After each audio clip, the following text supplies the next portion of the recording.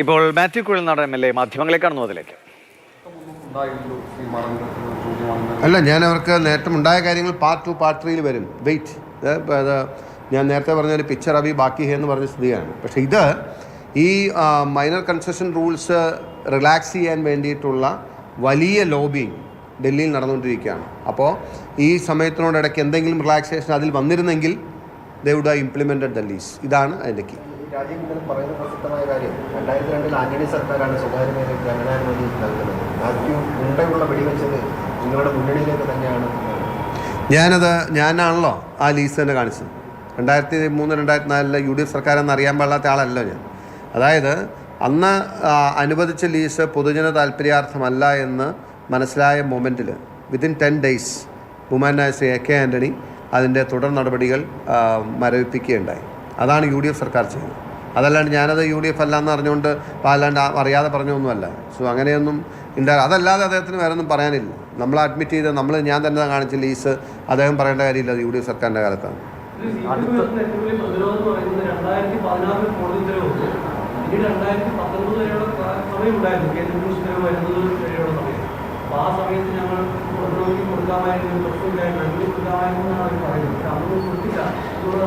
അല്ല, അത് അന്നേരം ഇങ്ങനെ 2016 മുതൽ ലീസ് കൊടുക്കുന്നതിന് മുമ്പുള്ള ഇത് നടന്നുകൊണ്ടിരിക്കുകയാണല്ലോ, മാസപ്പടി പോന്നുകൊണ്ടിരിക്കുകയാണല്ലോ. അതങ്ങനെ ഒറ്റടിക്ക് കൊടുക്കുമല്ലോ. അതല്ല എൻ്റെ രീതി എന്ന് പറഞ്ഞത്. So you should understand how they are doing the corruption. ഇത് വൺ ഷോട്ട് സൊല്യൂഷൻ അല്ല ഇത്.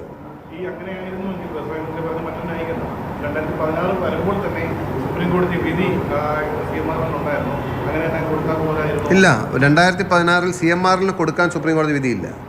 ഡിവിഷൻ ബെഞ്ചിൻ്റെ ഫൈൻഡിങ്ങിനെ സംസ്ഥാന സർക്കാർ സുപ്രീം കോടതി ചലഞ്ച് ചെയ്തപ്പോൾ ഡിവിഷൻ ബെഞ്ചിൻ്റെ ഓർഡറിൽ ഇടപെടാൻ ഞങ്ങൾ ആഗ്രഹിക്കുന്ന അവർ പറഞ്ഞ കറക്റ്റാണെന്നും ആ സ്ഥലത്തിൽ സംസ്ഥാന സർക്കാരിന് അധികാരമുണ്ട് എന്ന് പറയാൻ കഴിയില്ല എന്നും സംസ്ഥാന സർക്കാരിൻ്റെ മിനറൽ വെൽത്താണ് എന്ന് പറയാൻ കഴിയില്ല എന്നും എന്നാൽ വേണമെങ്കിൽ സർക്കാരിന് 17A പ്രകാരം നോട്ടിഫൈ ചെയ്ത് ആ സ്ഥലം ഏറ്റെടുക്കാമെന്ന് പറഞ്ഞു. Actually that's in favour of the government. ആദ്യമായിട്ടാണ് അങ്ങനെ സർക്കാരിന് ആക്ട് ചെയ്യാൻ അനുകൂലമുള്ളൊരു വിധി വരുന്നത്. സിംഗിൾ ബെഞ്ചിൻ്റെ ആ ഉത്തരവിൽ ആ ഓപ്ഷൻ ഉണ്ടായിരുന്നില്ല.